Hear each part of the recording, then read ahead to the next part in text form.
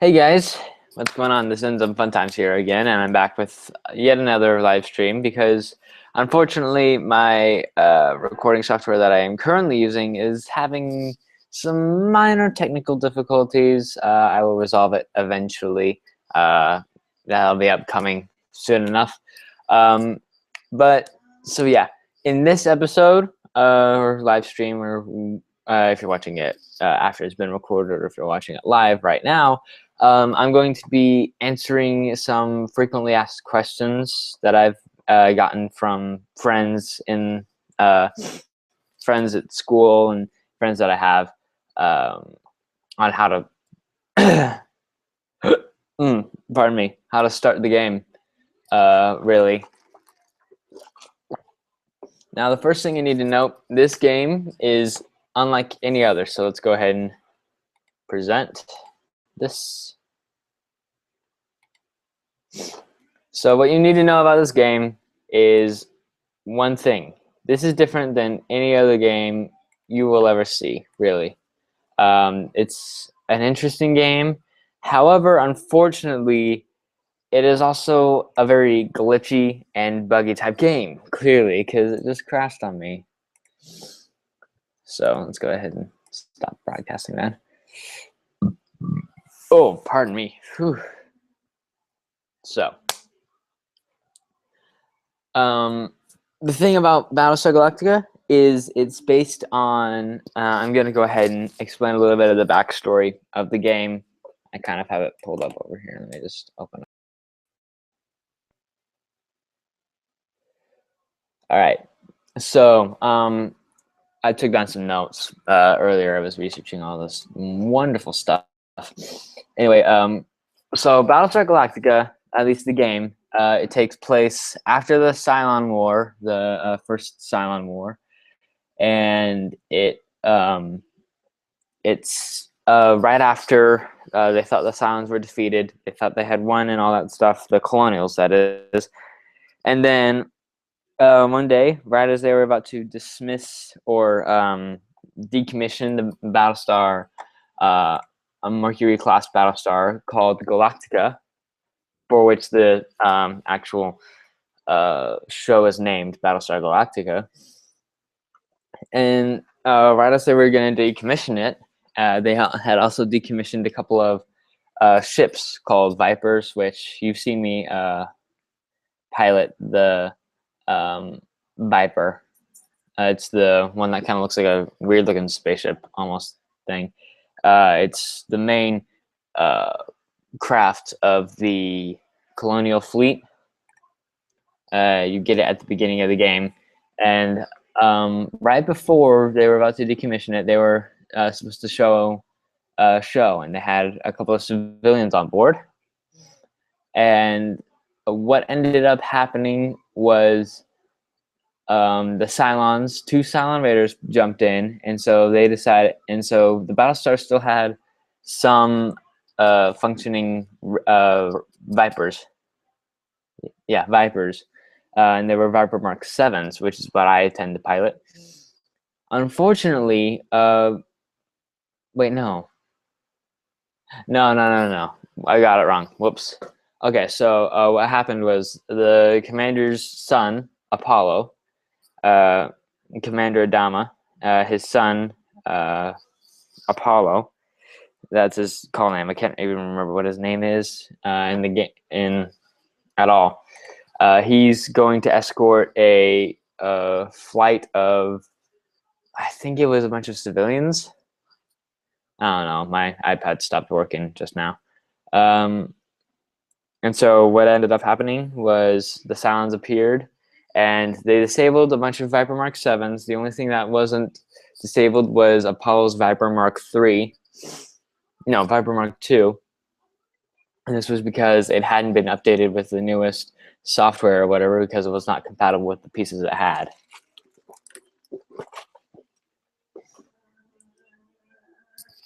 And so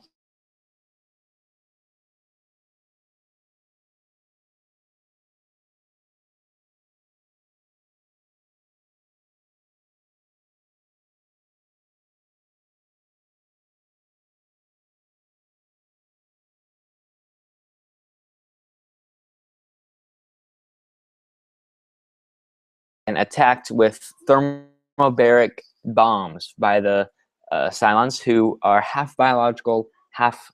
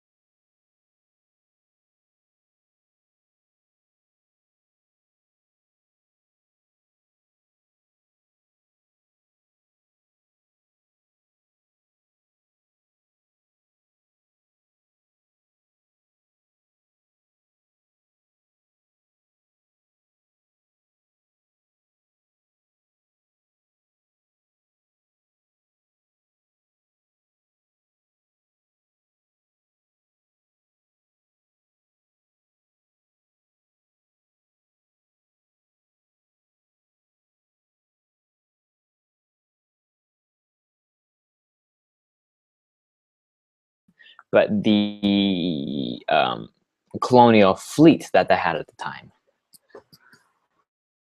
which consisted come here, which consisted mainly of just some random stragglers, few civilian ships, and the president's ship. And so the colonials jumped away with that ragtag band of random ships, including a botanical cruiser. What else was there? There was a bunch of different stuff. But anyway, so they jumped away with all those. However, the Cylons, which are very heavily focused on military, kind of like North Korea, except even worse. I never thought I'd say that in my life. Worse than North Korea? It's impossible. Anyway, they have a bunch of freighters. They have tons of raiders with them, heavy raiders, and it's like once they find each other, it goes completely berserk. Once they know that they're both there, all heck breaks loose again, and so they're continuing the fight beyond the red line.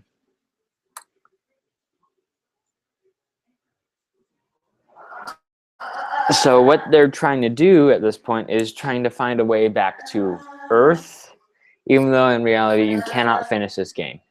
You can't. It's impossible. This game is not meant to be finished, ever. And yet there are some people who claim to have finished it. Okay, yeah, so you completed the storyline. That's not finishing the game. I feel like eventually they will finish, like actually finish the game. As in, you know, we're done holding up the website. There will be a contest. Whoever wins gets like $1,000 or something like that. But that's pretty much it. That's the backstory of this game. And the game has finally decided, oh, hey, I'm going to load. So let's see. So FAQ. Let's see if there's anybody. Not.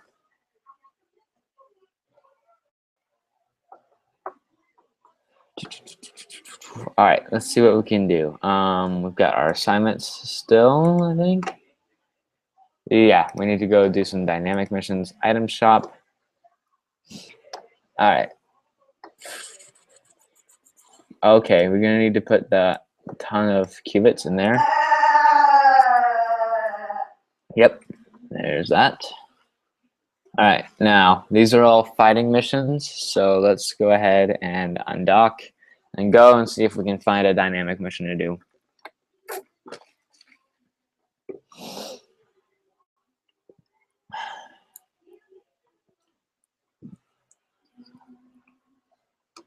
So yeah, today is Halloween, and I celebrate that. I actually looked into what Halloween kind of represents to the world, and apparently it's some big thing in um, some Christian-based religions. Something to do with the saints or something like that. I don't know. I don't pay attention to any of that because, well, no offense to religion, to those of you who practice religions that you have like Saint, like Thomas and all that stuff. I don't know. Saint Becket. Is that an actual saint? That was just a story. Anyway, no, I mean no disrespect, but I don't believe in any of it. No, I'm sorry. It's just how the world is. Varying opinions. All right, so let's go ahead and get past here. All right, so next question I had was, how do I get started, and how am I supposed to get good? Well, first thing to do when you get started is to play the main story missions that it gives you. Those are basically tutorials that tell you how to do literally everything in the game. All right. So stick to the main missions until you feel like you're comfortable with the game, and then go off on your own and complete assignments and all this other stuff. And then once assignments are complete, what I would recommend doing is going and either one of two things to get good at the game, to start getting resources a lot faster.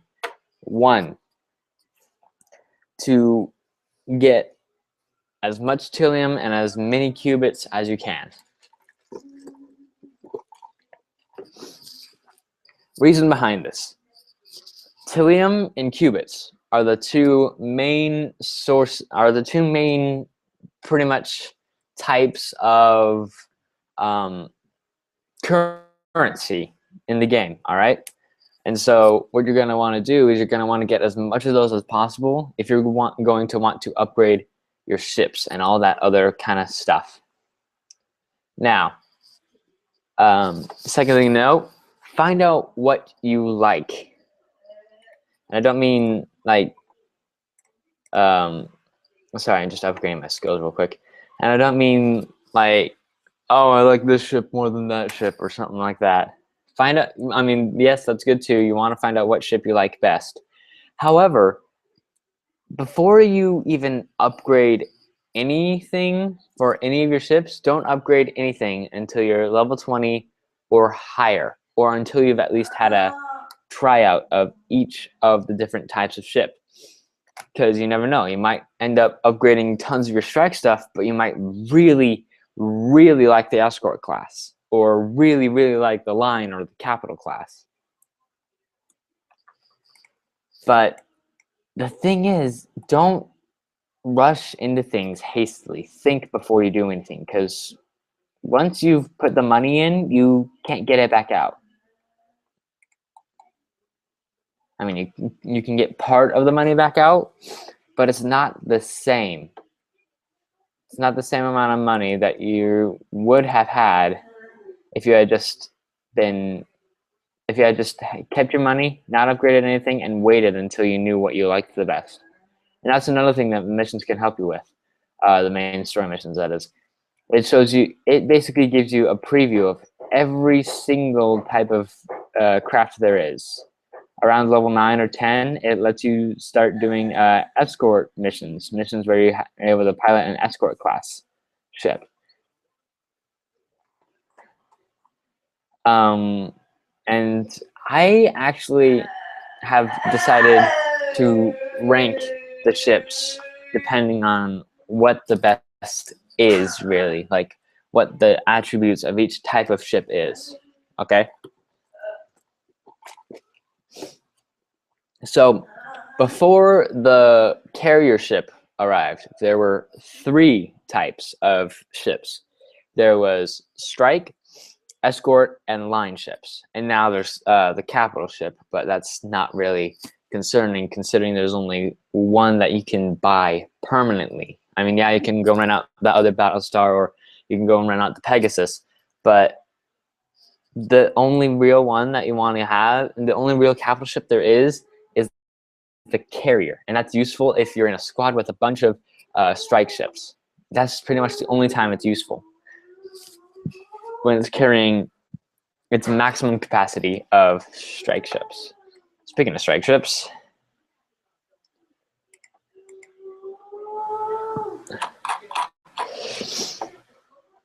that is literally the only time it is good, when it's carrying its maximum capacity of strike, because that way the thing can, you can force dispatch all of the strikes, and they can go swarm around an enemy and get it down within, let's see, fastest I think I saw was 30 seconds, and I was a part of it. I was in that huge mosh pit full of strikes, and we were up against a line ship, and we took that thing down within seconds, because that's what the carrier is designed to do. It's designed to support strikes. It has all of its computer things that it has are not meant to benefit it, but to benefit the ships around it, and they're mostly focused at strike type ships. So I've explained the capital ship now. It's only good when it's with strike ships, the lowest of them all. Now, depending on what you like doing in video games, typically, you will want to go with one of the main three. I mean, yes, I like to fly around in the Pegasus every once in a while if I have enough merits, but see, the thing is, you don't want to rush into something thinking that you'll like it, when in reality you might not like it as much as you thought you would. So I'm going to explain to you the three main types of battle there really is, and it will all depend on your preference. Number one, strike ships. These ships are fast, they're furious, they're in and out warriors. All right, you get in, you kill stuff like crazy, you get back out, because if you don't, you're pretty much dead. These thing, and the advantage to this thing, it's small, and so it's harder for the enemy to lock onto. The cons to this thing is that it doesn't have very much hull. It doesn't have much health. So what you're going to want to do is to move in and get out as fast as you can. Guerrilla warfare type tactics. Unless you have a bunch of strikes, then you can swarm an enemy and they won't know what to do. And there is a slight weakness to the swarming thing, which I will explain to you in a second. Another good thing about these, each ship has a blind spot, quotes, because they're so big sometimes. Now, the strike ships, they have a very, very small blind spot because they're very fast. They're able to turn quickly. Whereas, say, an escort, I almost said Banshee, because that's the main escort on the sound side. An escort has a bigger weak spot, but it turns fast as well. The line and the capital ships, though, they have the biggest weak spot, although they accommodate for that, and I will tell you how in a second. So what the strikes are able to do, if there's no countermeasures that the ships have, they can get into the weak spot and rip the thing apart. That's what you do when you swarm. You get behind, you get into an enemy's blind spot, and you shoot at them, and you shoot at them, and you shoot at them until they're gone, pretty much. Now, let's see what's next. The best tactic, I think, for this, I have to go. I have a whole list here. I go over like tactics and all that stuff. The best thing to do in a strike ship is what I call slide. Is what I call giant sling. It's basically where you're up against a ship many times larger than you. And what you're going to want to do is you're going to want to get a slide for this. Now, see what the slide does now is it allows you to pretty much, it allows you to slide like you're on ice. You're skating on ice, or you have roller skates on, or heck, you could even be wearing socks and sliding around on hardwood floor or something. That's basically what it allows you to do, except it lasts a certain amount of time. Now, what this allows you to do is it allows you to keep moving, but you're able to turn and keep firing at whatever ship you're wanting to aim at. Now, this typically works best in line and capital, best on line and capital ships. However, I have done it on all 4 types of ships, including this just once, this base star.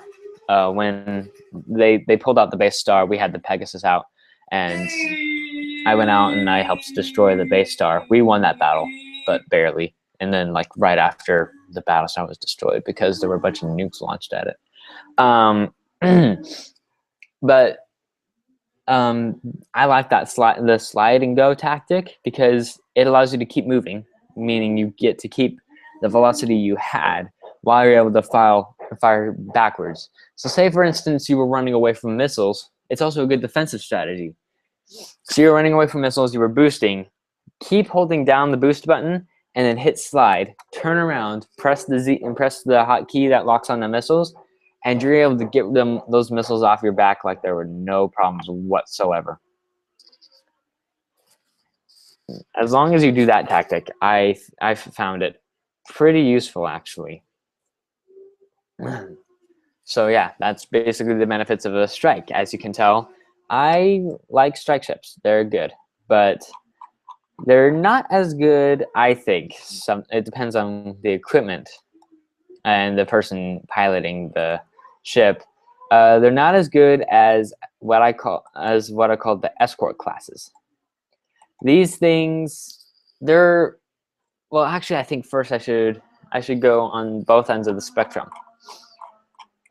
So I just went over strike ships. Now I'm going to go over capital size ships, the big ones, the big guns. Well, capital size ship, should I say?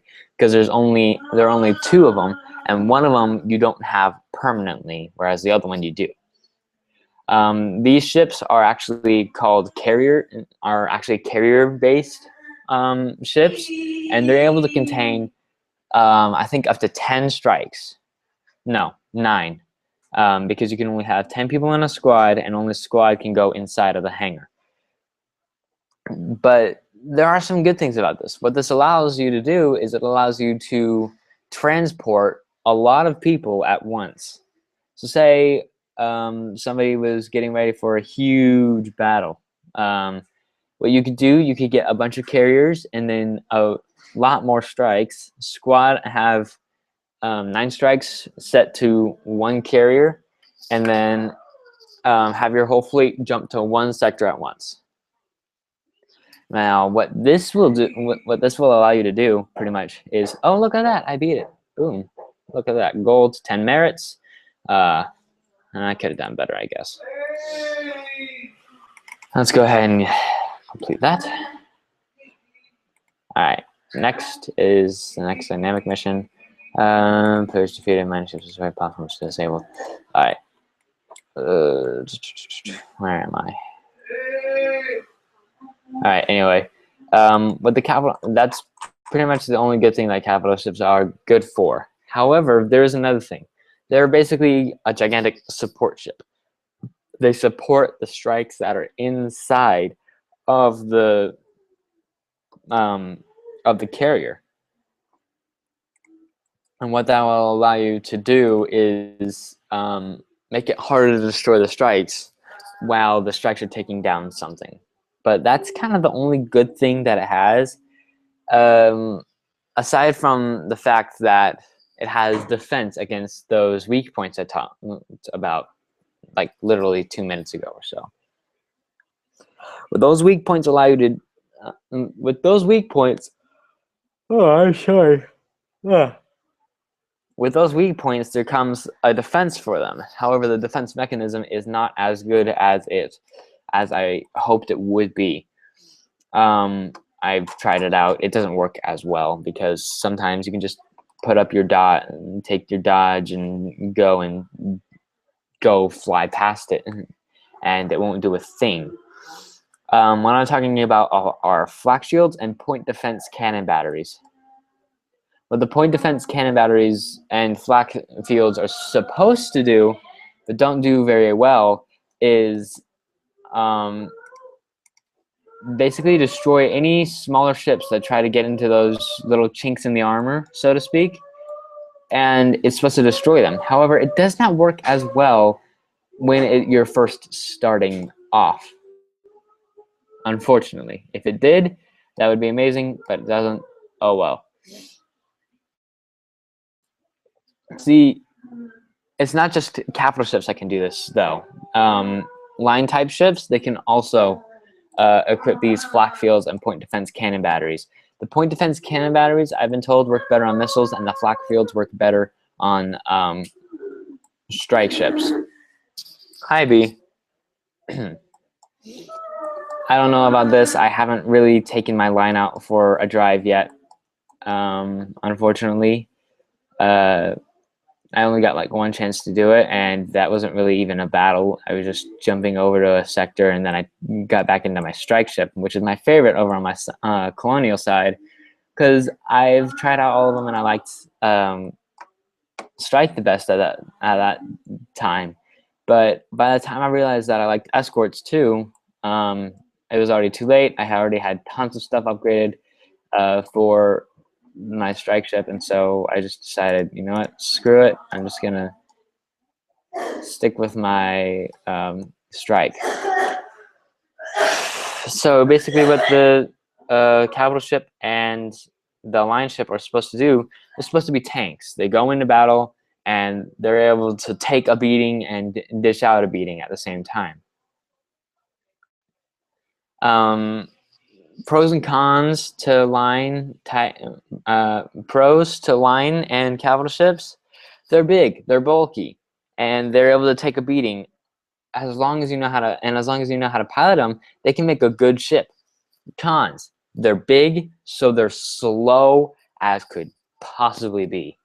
The slowest I think I've ever seen a line ship go at full throttle was 16.2 meters or units or whatever. I'm gonna go ahead and guess that it's meters. All right, so that skill's done. Like I said in the last one, you're gonna want to get all your skills up as high as you think you can possibly get them.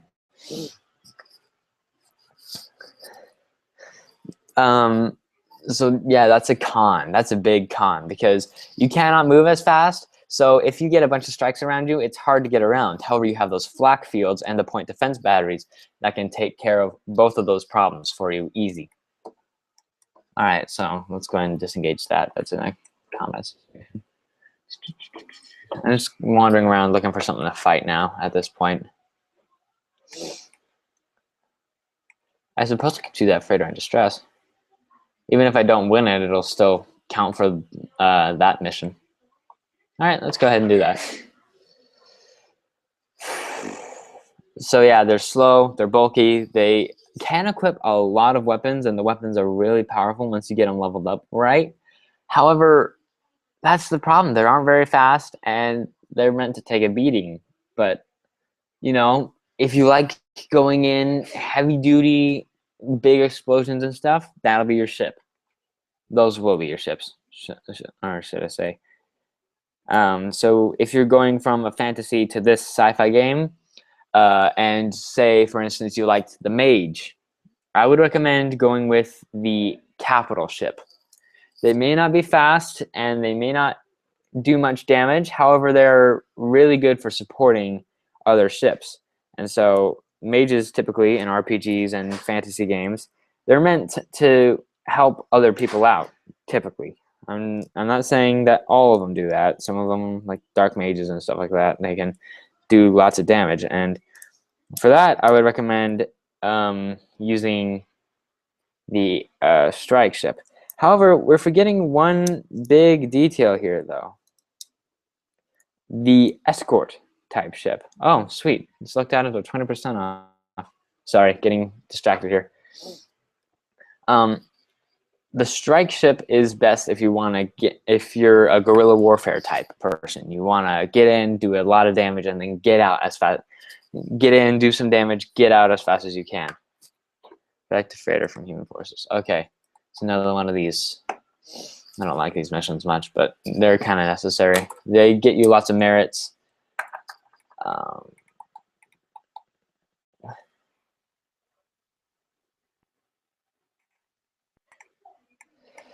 And qubits. Now, what I'm forgetting about here is the kind of,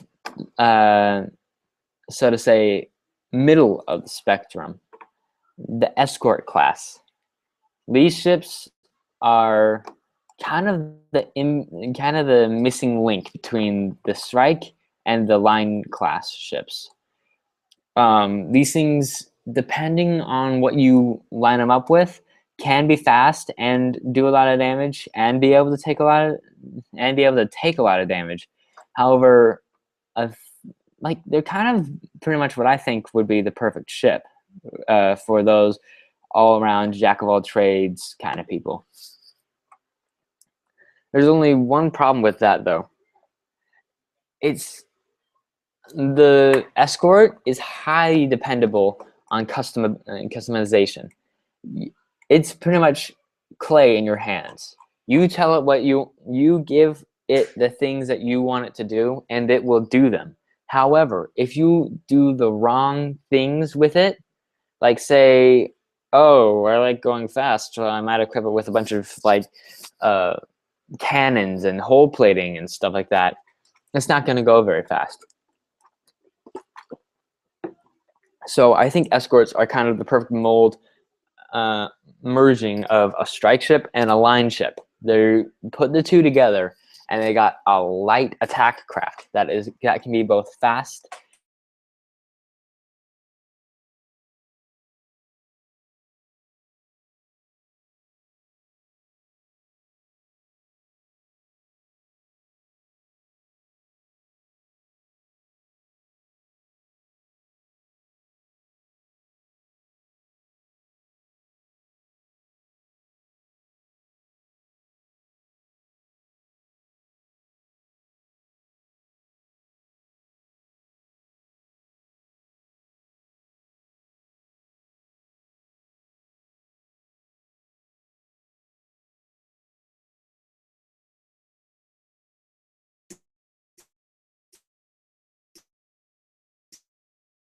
you have to really kind of put time and effort for class ship good. It's highly dependable on what your personal preferences for the ship itself are.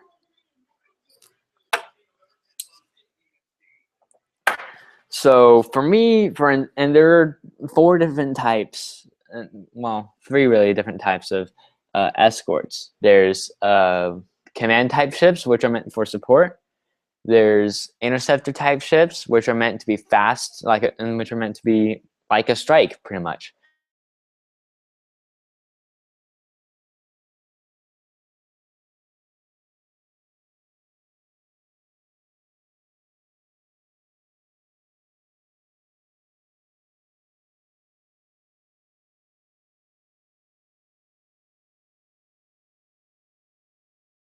The strike type tends to lean towards the strike class.